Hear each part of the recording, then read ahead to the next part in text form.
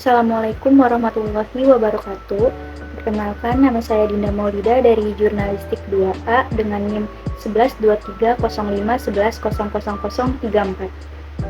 Saya akan menjelaskan untuk tugas UAS pengantar sosiologi, yang dimana di sini ada 12 tema.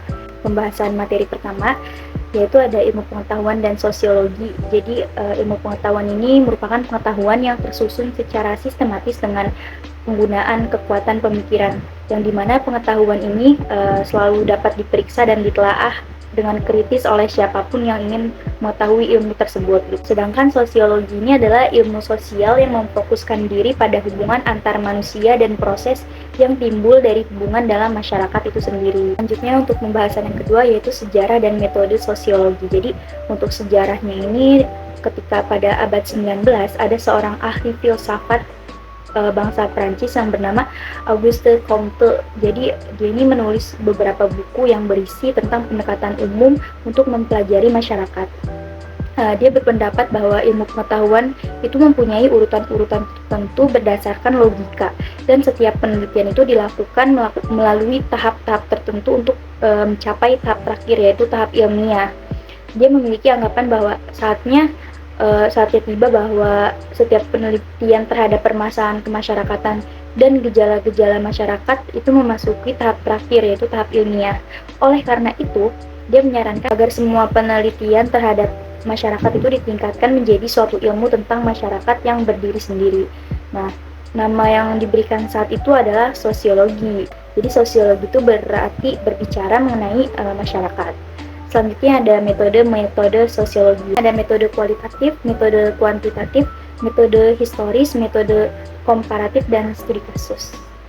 Nah, selanjutnya ini ada pengertian proses sosial dan interaksi sosial. Proses sosial ini merupakan interaksi sosial yang terjadi dalam kurun waktu tertentu dengan sedemikian rupa sehingga memperlihatkan pola hubungan perilaku yang berulang dalam kehidupan sosial. Dan selanjutnya ada interaksi sosial yang dimana ini adalah hubungan yang meliputi individu dengan kelompok, kelompok dengan kelompok, dan lain sebagainya. Pembahasan yang selanjutnya yaitu tentang kelompok sosial dan kehidupan masyarakat. Jadi pengertian dari kelompok sosial itu sendiri yaitu kumpulan orang yang memiliki kesadaran bersama akan keanggotaan dan saling berinteraksi. Kehidupan masyarakat ini ada dua tipe, ada masyarakat perdesaan dan masyarakat perkotaan.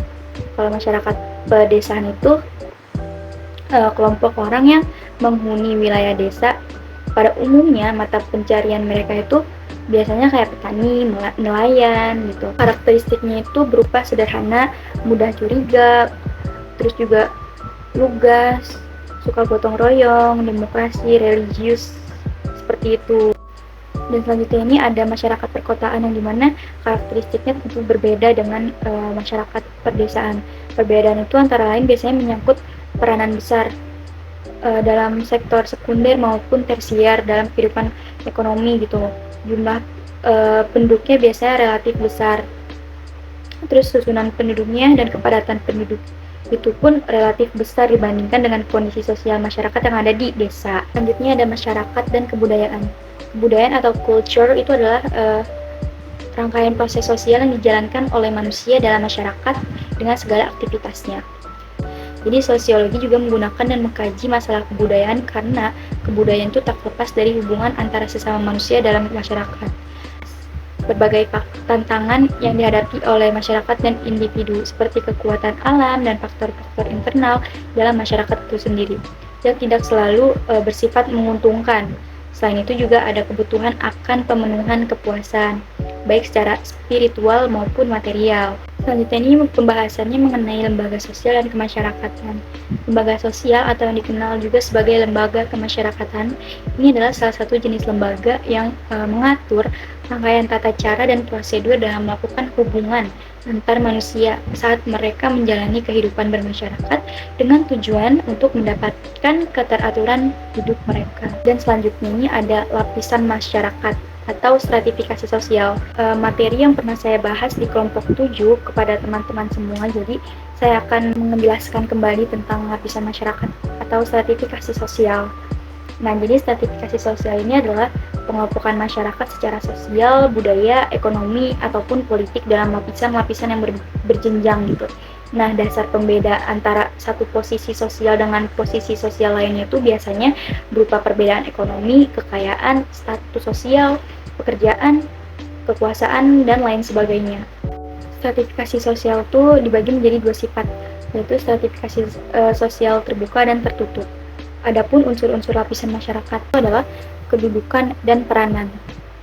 Selain itu, dalam stratifikasi sosial pun ada mobilitas sosial, yaitu adalah perpindahan status dalam stratifikasi sosial.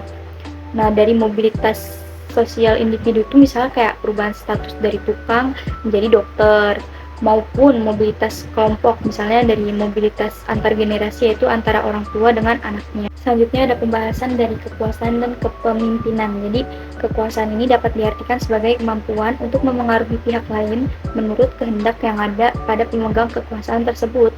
Dan selanjutnya ada kepemimpinan yang dapat didefinisikan sebagai suatu proses yang kompleks di mana seseorang memimpin memengaruhi bawahannya dalam melaksanakan dan mencapai visi, misi, dan tugas untuk membawa organisasi menjadi lebih maju dan bersatu gitu. Pembahasan selanjutnya tentang konsep dan teori perubahan sosial. Jadi, teori perubahan sosial ini merupakan konsep yang menjelaskan tentang adanya perubahan karena ketidaksesuaian antara unsur-unsur sosial di dalam masyarakat yang melahirkan pola kehidupan baru. Jadi secara garis besar, perubahan sosial ini dipengaruhi oleh faktor yang berasal dari dalam dan luar masyarakat itu sendiri. Pembahasan selanjutnya itu adalah tentang masalah sosial dan program penanggulangan. Jadi artinya masalah sosial ini adalah perbedaan antara harapan dan kenyataan atau sebagai kesenjangan antara situasi yang ada dengan situasi yang seharusnya. Individu di dalam masyarakat ini memandang masalah sosial itu sebagai suatu kondisi yang tidak diharapkan.